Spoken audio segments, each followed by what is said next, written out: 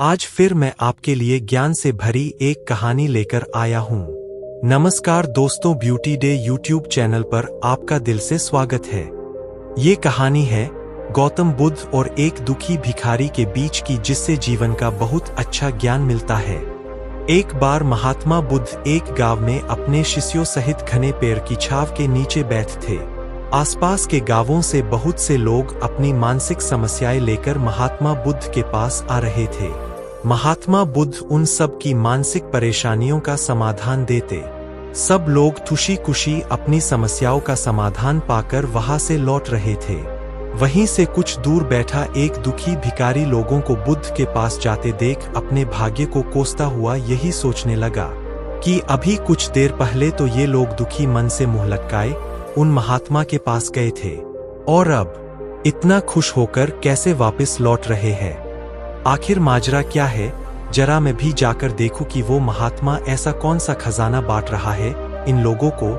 वे इतने प्रसन्न हुए कि उनके चेहरे लाल हो गए। जब वो दुखी भिखारी कुछ नजदीक गया तो उसने देखा कि ये महात्मा तो लोगों को प्रवचन देकर लोगों के दुख का निवारण कर रहे हैं।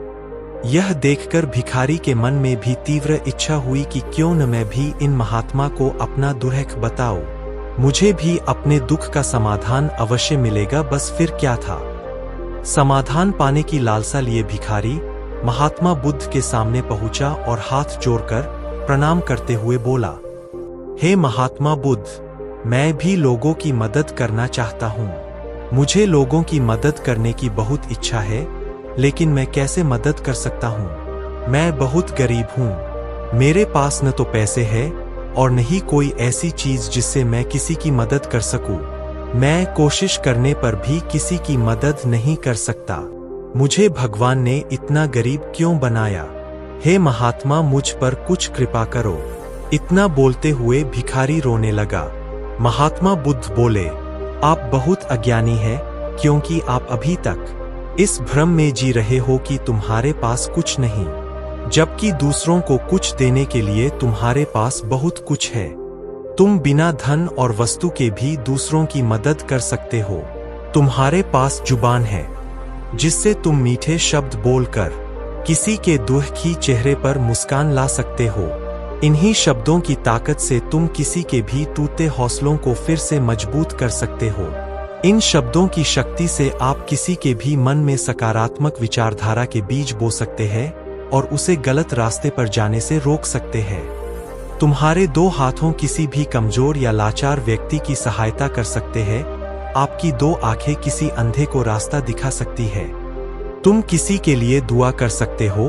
आप किसी के अच्छे स्वास्थ्य की कामना कर सकते हैं। लेकिन अज्ञानतावश तुम अब तक इस बात को समझ नहीं पाए और इस भ्रम में अब तक जीते रहे कि तुम्हारे पास मदद करने के लिए कुछ नहीं। किसी की मदद करने के लिए धन और वस्तु का होना अनिवार्य नहीं है। बिना धन और वस्तु के भी हम कई प्रकार से लोगों की मदद कर सकते हैं। महात्मा बुद्ध के ज्ञान से भरे ये सुंदर शब्द सुनकर भिखारी के चेहरे पर मुस्कान आ गई और वह खुशी से झूमता हुआ वहां से चला गया। दोस्तों, महात्मा बुद्ध की इन बातों से बहुत कुछ सीखा गया। आजकल बहुत से लोग यह सोचकर दुखी होते हैं कि मेरे पास ये नहीं है, बल्कि जो आपके पास है उसी में संतुष्ट रहना सीखें और बिना मतलब के लोगों की मदद करें। इन्हीं से आपको परम सुख की प्राप्ति होगी। तो दोस्तों, यह स्टोरी आपको कैसी लगी जरूर बताना।